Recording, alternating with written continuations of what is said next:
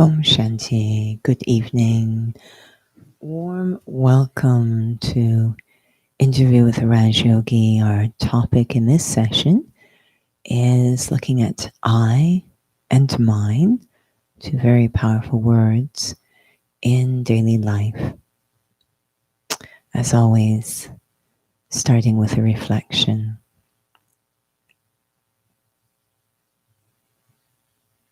Sitting quietly, turning inwards, and using the power of my own mind to reflect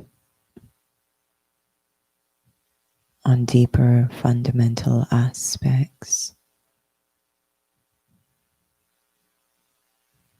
of my life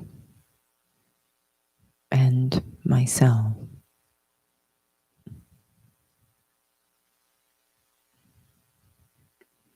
And when I look at all the aspects of my life, I can divide them into two categories: eternal and temporary.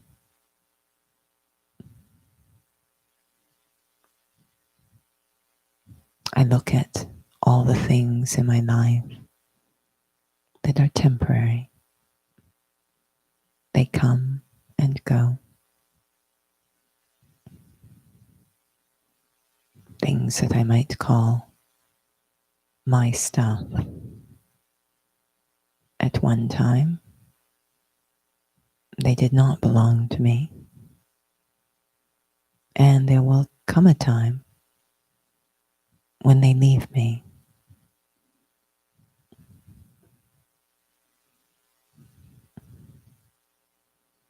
What is the result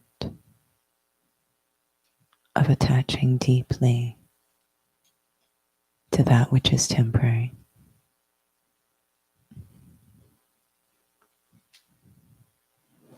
I realize it's all the things outside in the outer world. And then I look at what is eternal, constantly accompanying me, even beyond the term of this body.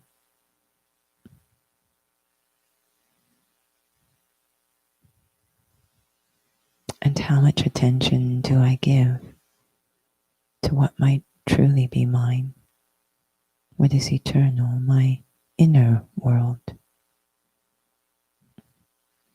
Do I pay more attention on what is temporary, not truly mine, and less attention on what is eternal,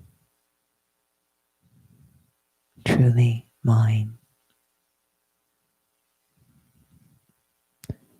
Om Shanti.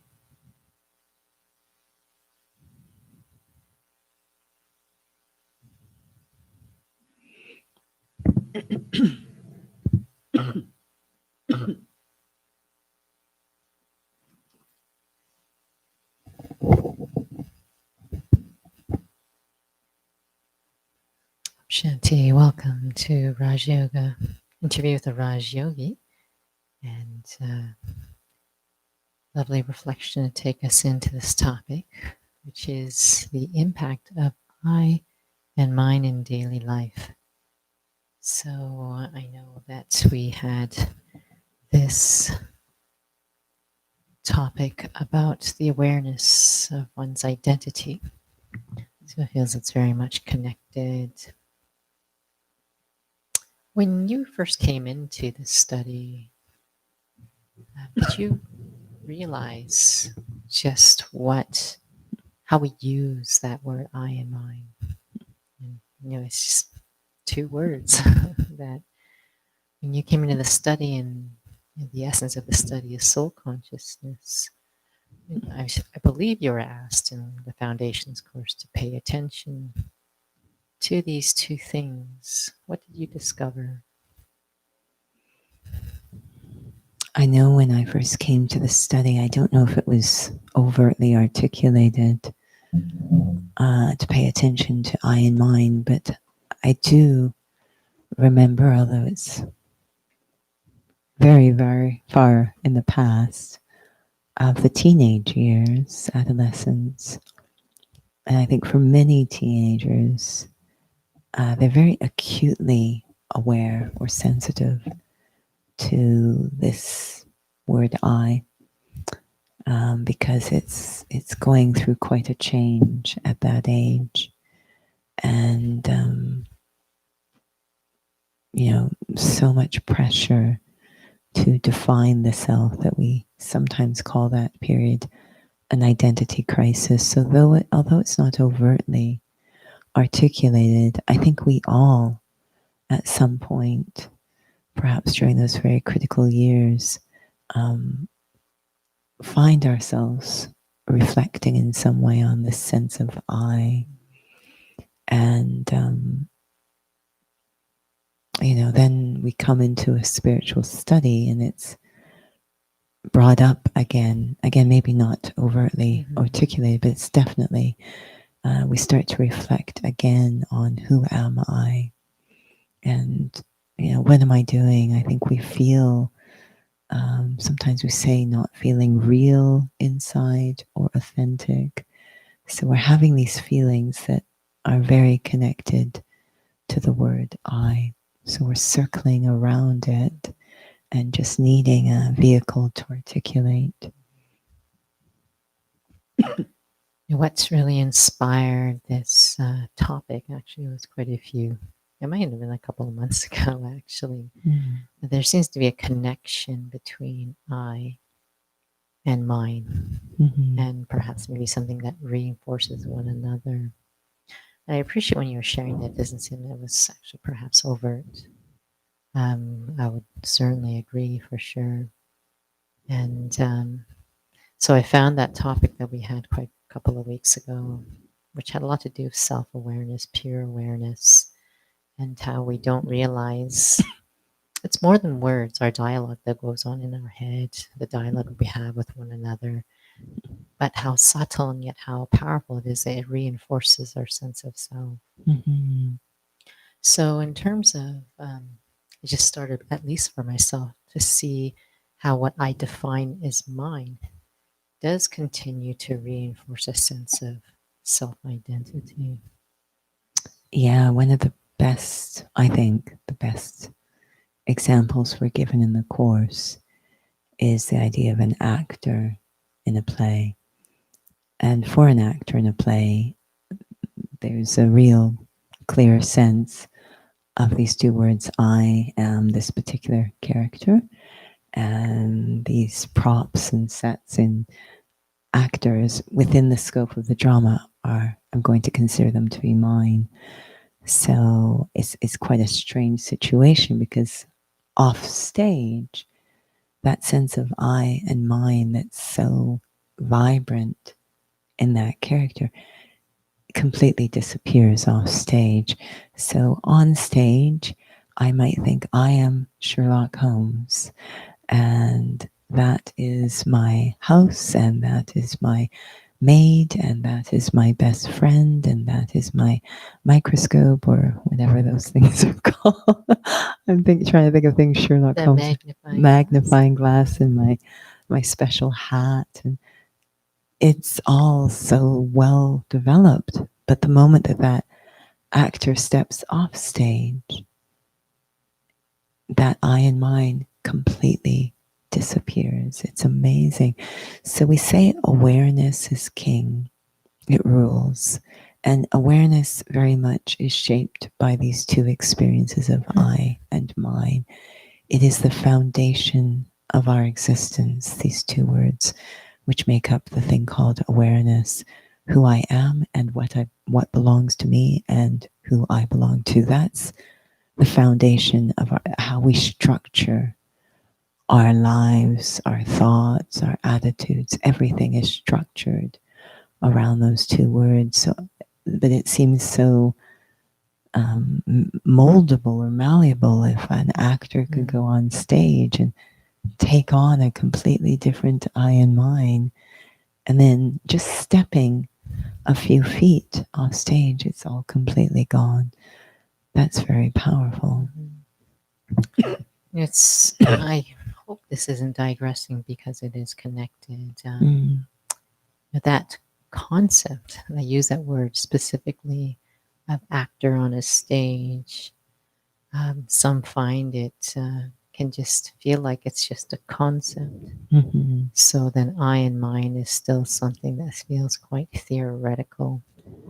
And obviously, this has a lot to do with soul consciousness. But to what degree that one needs to be going into? How would one feel so that it really is that this is a play and this nothing is mine? Sometimes we can sort of be under deception and perhaps maybe using it to try to basically see things in a different way, but it's not really, I'm not really actually going into a different sense of self. Mm-hmm. Yeah, I think that's just, definitely something we have to constantly be looking at and paying attention to is what we call reality. Has this awareness become reality to me? And coming back to the adolescent years, I was always so, I know I just landed up in a situation where I was exposed to seeing how this I has so much power and can be molded. So, in those very formative years, um, you could literally go up to, if you're repeatedly saying your sense of I is, I am not very creative, as an example, and how I begin to think of myself, I am not creative. And then I literally start to act like I'm not creative. That same soul, you can go up to them and say, you're very creative. And they'll completely have a different reality. And I remember, I know I've given this example before of being in art school. And one instructor I had in the first term, just their preference of drawing was very different from how I expressed myself in drawing. So they communicated just in various ways of the feeling of you cannot draw. That was, so I literally took on the awareness I cannot draw. And that was reinforced at the end of that term when we were one on one and had our portfolio. And again, it was, you cannot draw. So I had this awareness, I cannot draw. And I remember literally dreading. I mean, I enjoyed drawing, but now I dreaded. I used to dread going to drawing class because I'd have to go through this hour or hour and a half or 2 hours of just not drawing and just again being told I can't draw and just feeling worse and worse about, and when you feel you can't do it, then to have to do it is just a horrible experience. And then the second term came, a different instructor completely who had a different understanding of drawing. And I remember at the end of the session, again, sitting with them with my portfolio, and they're going through my portfolio and they're really making very beautiful comments about different things. And then I'm very unenthusiastic as we're going through this process, and they finally stopped themselves and said, "Wait a minute, I'm getting the feeling from you that you cannot. You think you cannot draw." And I was like, "Well, no, I can't." And the instructor was absolutely floored. They're like, "You can draw," and it was so interesting the power. And this is a very silly example. It goes far deeper and far more dangerous than this. But how powerful it is, awareness, when it does become reality, when I actually take it on, accept it deep, deep inside the self. I am this. This is mine. The way it shapes our thoughts, it is my reality. It's like a fact to us. Science doesn't even need to prove it. It's just a fact. For whatever reason, I've taken it on. And there's some things that souls don't take on, right? So they might, as an example, be of a certain ethnicity or gender, but they don't identify with it. They don't. They just, it's, that is not their awareness, and it has a power. It has so much power when I take it on as reality or fact.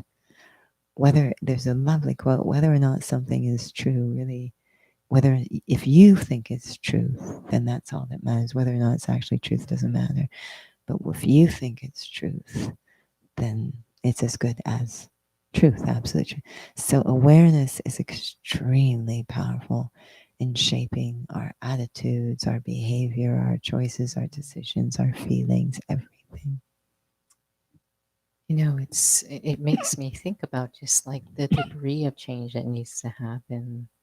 And of course, we're also sharing in here that it's always a spiritual thing. But what does that mean for it to be a spiritual change? Like, isn't it not enough just to, try really hard to change your experiences of how you perceive yourself as of who I am and my experiences I've been through, and therefore what my future is? Yeah, there's a couple of things that spirituality, a spiritual study suggests. One is, it's like, so what if I think of myself a certain way? One is that there is, if I have a certain objective, which is to be peaceful and happy, which it turns out is everyone's objective, then I've got to make sure that the awareness I'm aligning with is suitable for that objective. And what we've discovered is that when my awareness is rooted in things that are temporary, it is not possible to have that quality of peace and happiness. I might have moments, but there will be so much fluctuation if my awareness is rooted in things that are temporary, which we call physical. So that's the first thing. And if, one can reflect on that and see how that might work. So the second thing spirituality suggests is, therefore, my sense of self will have to be rooted in something non-physical, which we call spiritual. I'm going to have to come inside, explore what is eternal. And that's where spirituality steps in and gives us, if you will, a sense of what is eternal, what is not physical.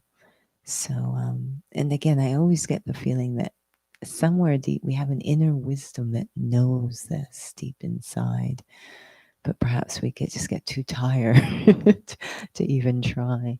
But we know it, and we selectively acknowledge it when it suits us. So it's there, um, but we fluctuate a lot between physical and spiritual.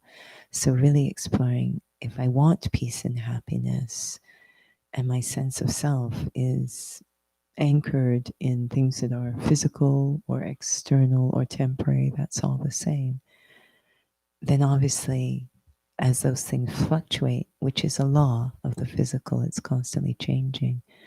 As they fluctuate, my sense of self is going to go up and down like a roller coaster.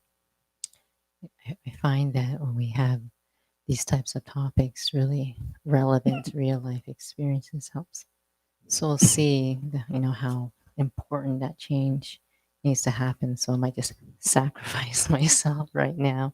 In terms of that, when you were sharing actually about you know the two different art teachers that you had, and I didn't realize at a young age that I had this certain perception that no one would notice me, right?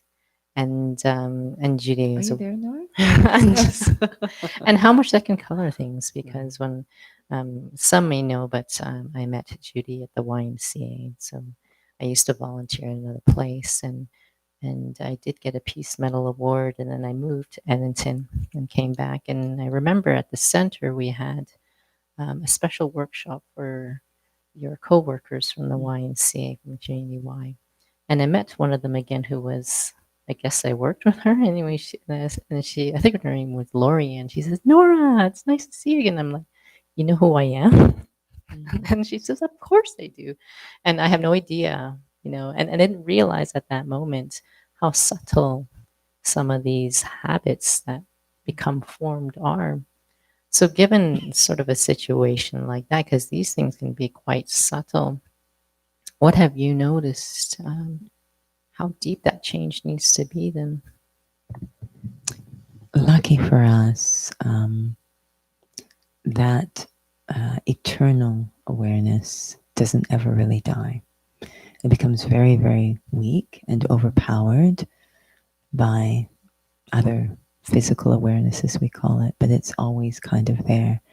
So it's really a case of remembering. Mm-hmm. And so we always use the example of an amnesiac, that for an amnesiac, they have some sort of trauma. In our case, the trauma was a loss of spiritual power, but a trauma, and they literally forget who they are. And so they're looking for outside cues to tell them who they are. And really, they're kind of in a vulnerable place because people could convince them they're anybody, right? Lots of trust. And then they start to shape their sense of self around those external cues. That's a bit what happens to us. Mm-hmm. We take a cue from the body, which is external, it's temporary, and we shape our sense of self around it. We take cues. Oh, okay, I'm in a female body, I must be female. I've got colored skin, I must be colored. And there's a lot I of stuff that speak. goes with it. Oh, it Mm-hmm. goes on and on. So I'm taking cues from. I work at this place, I must be. So I'm taking cues from. And then spirituality comes and says, no, you're not any of those things, right? You're playing your part through those things, but that's not who you are. You're a soul. You're eternal. As a soul, you don't have a gender.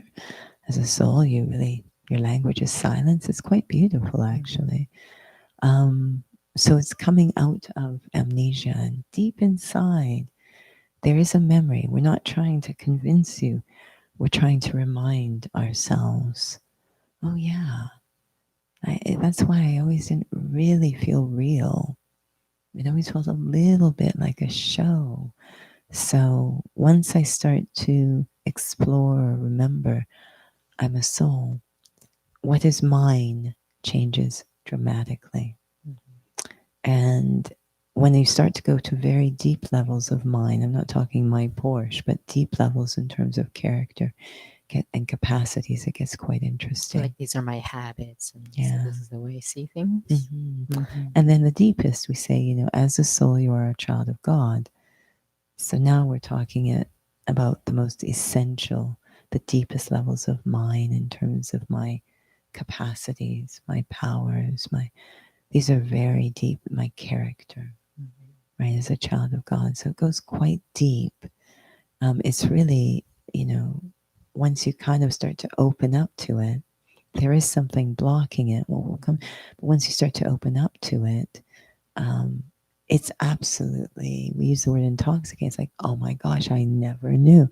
There's very many beautiful myths around this idea of I and mine. Hmm. And the one I've always enjoyed, we have one, Hanuman in the Ramayana, but the one I enjoy is Hercules, which we've talked about before. But Hercules was the son of Zeus, but he was also half mortal, so he couldn't live up there in the Olympus, so he was left with mortal parents.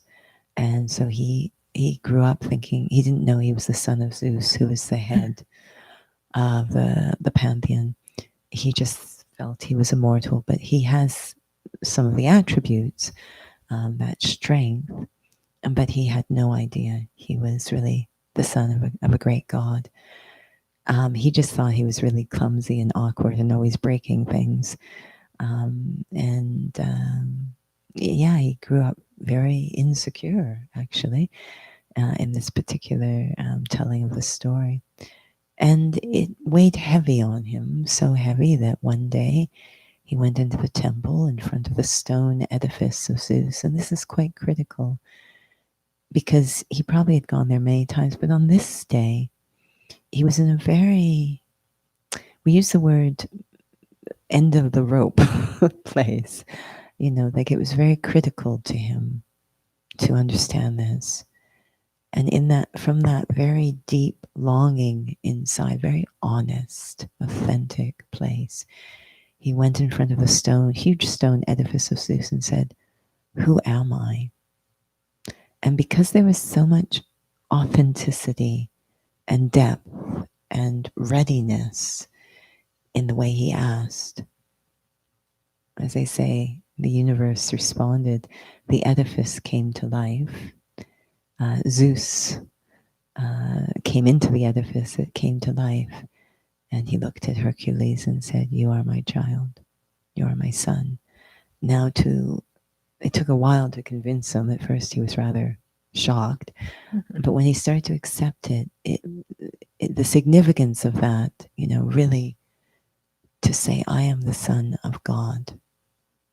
Like, what does that say about me, my capacities, my potential? You know, if God is a being who is benevolent, who is peaceful, patient, the list goes on, as a child of that one with the same DNA, what am I like? What is mine? What do you feel using that as an example? Sometimes it feels like listening to participants who take the course that it's hard to wrap their head around. You know, we use that example of Hercules, Mm-hmm. but when you say you're a child of God, you know that phrase has been used so much. The question is, it really my sense of reality is one thing. You hear of somewhere they say you've won $1 million, and for quite some time they're actually in a bit of disbelief. Or Mm-hmm. that's again just a limited example, but Mm-hmm. to actually really accept them as soul, to really practically accept them a child of God, and actually really feel that that's real.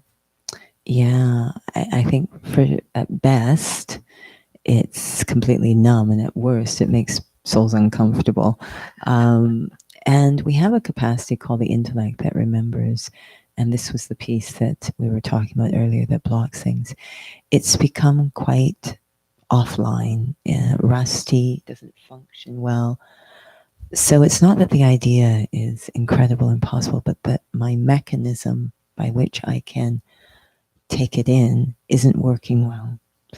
And so a lot of time in a spiritual study is spent on healing that mechanism, the intellect within the self, that part that can recognize, remember, experience. It's not really working well. It went deeply offline over time. And so without it, it's very challenging for really quite simple, basic, yes, big things to be accepted. We will throw ourselves. We've used our intellect to understand the physical, and that makes it numb because the spiritual is invisible and very subtle. And whereas the physical science is, this is a hand, it's very, it really just makes the intellect completely gross, if you will. So it takes time to heal the intellect, to bring it back online. When I first came, I just kept washing. I trusted that there was something truth here. I trusted that. Even if I wasn't experiencing it, I felt this is true. This is the only thing that will do a couple of things, spiritual knowledge, that will A, restore the dignity of the individual, and B, save our world. It was pretty clear to me that these ideas were. So I trusted it, even though I wasn't feeling it. And so then I went through a process of just washing as much spiritual knowledge through the intellect to start to heal it. And eventually it could start to experience, accept, recognize what is invisible or subtle. So when you're sharing, it actually reminded me of the Raja yoga essential sessions, the last couple, which was about purity. I was feeling that what you were talking about is that a lot of healing that needs to happen with this mechanism has a lot to do with purity.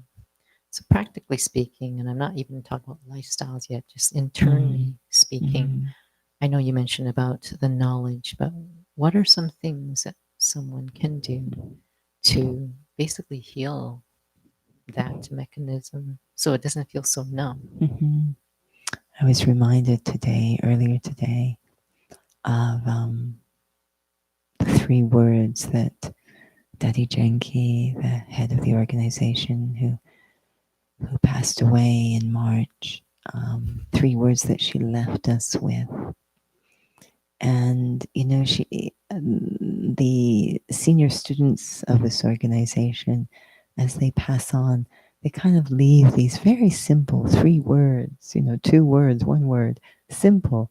And it's like they give this beautiful gift, and it's nice, but you don't quite grasp the fullness until over time, as you start to unpack it. And then you start to see the depth and the usefulness. And the three words she left us with were simplicity, cleanliness, and truthfulness or honesty. And those three words, I think, are really, yes, they even go into lifestyle, which we're not talking about, but at least internally, I can start to apply them. When we overthink, overanalyze, just expansion, this lack of simplicity is damaging to the intellect, extremely damaging. So to really not go into a lot, don't expose yourself to a lot of media. Don't expose. It's not more information is better. It's really not. We've got so much going on there. We're really not doing our intellect a favor.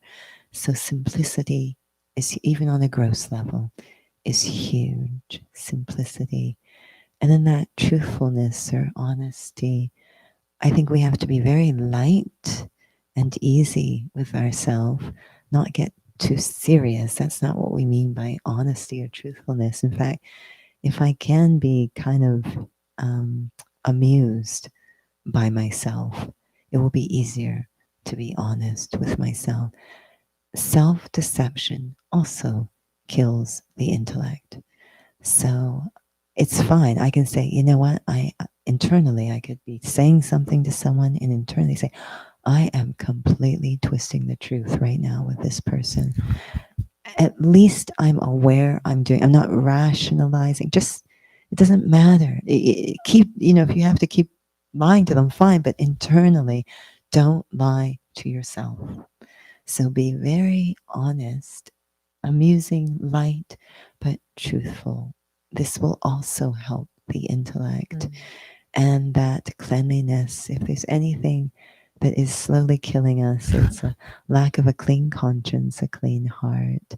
So always check the intention before doing something.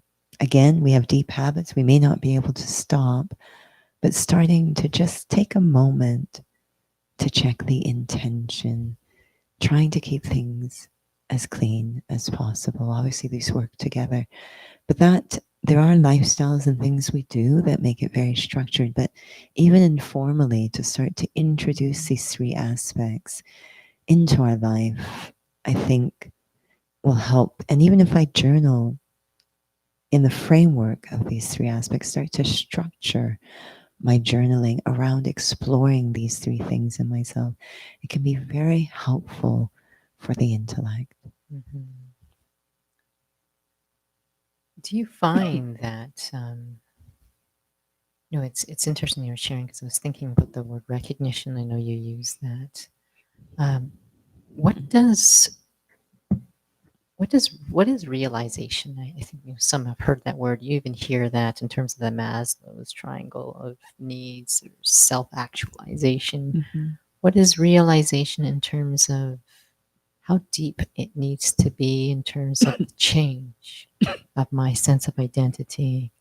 Because we use even our names that we've been given this birth, it just rolls off your tongue. Somebody can say that name, you would automatically turn around. It's so deeply ingrained. I think realization is such a fascinating. Maslow talked about self-realization. Um, realization means to see something that was always there. That's it. So when the cognitive psychology uses those interesting images, the classic is the young woman, the old hag or old witch, old woman. And perhaps you've seen it where the two are there.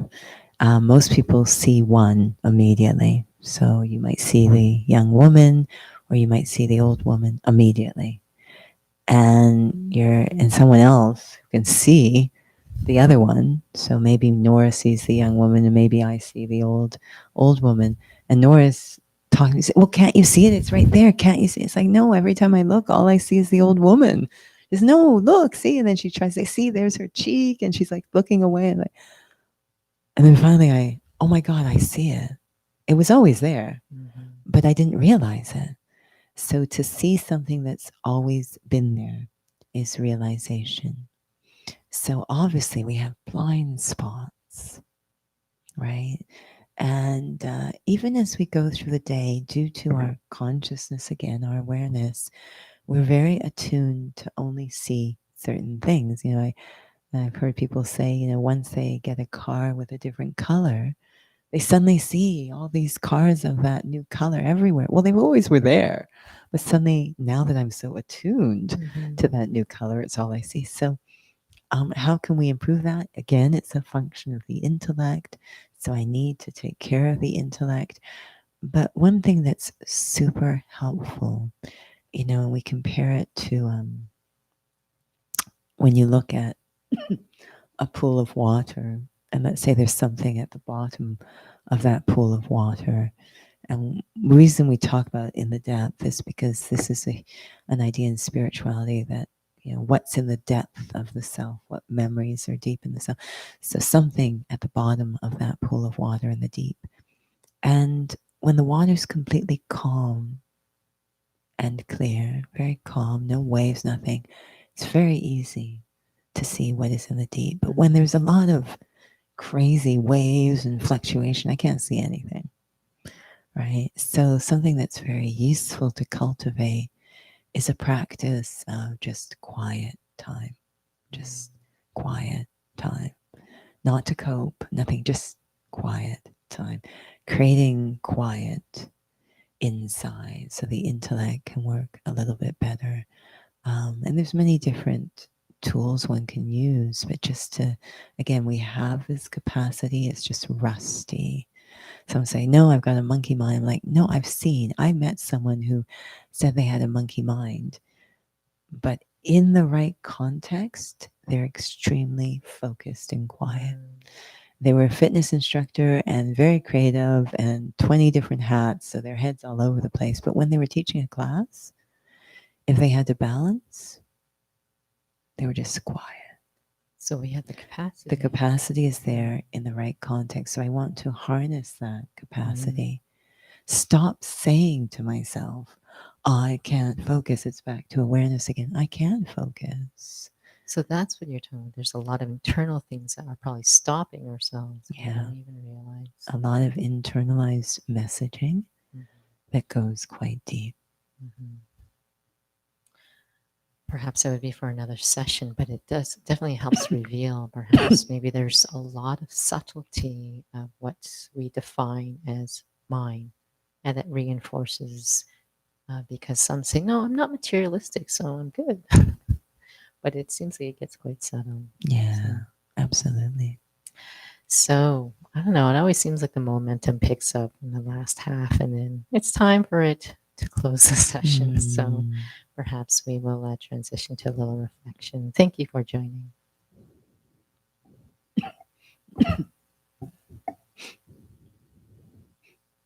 Sitting quietly.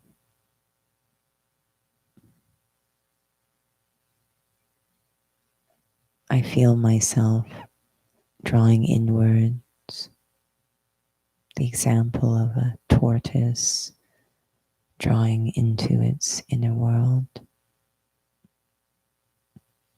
as if I'm looking inwards, diving deep inside, past those superficial thoughts of day-to-day activities. And the deeper I go inside,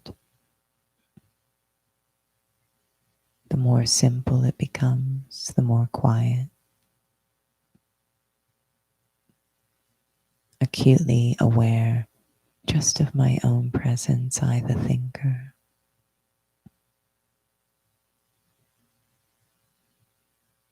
Very honest with the self, aware that I spend so much of the day running around, distracted, almost avoiding just being quietly with the self. And yet, when I actually stop and be still,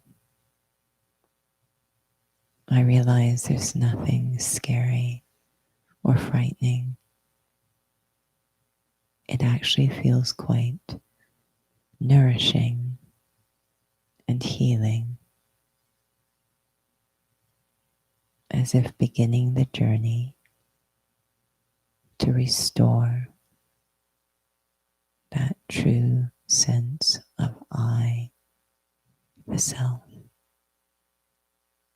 A quiet journey inside only I can take for myself. Om Shanti.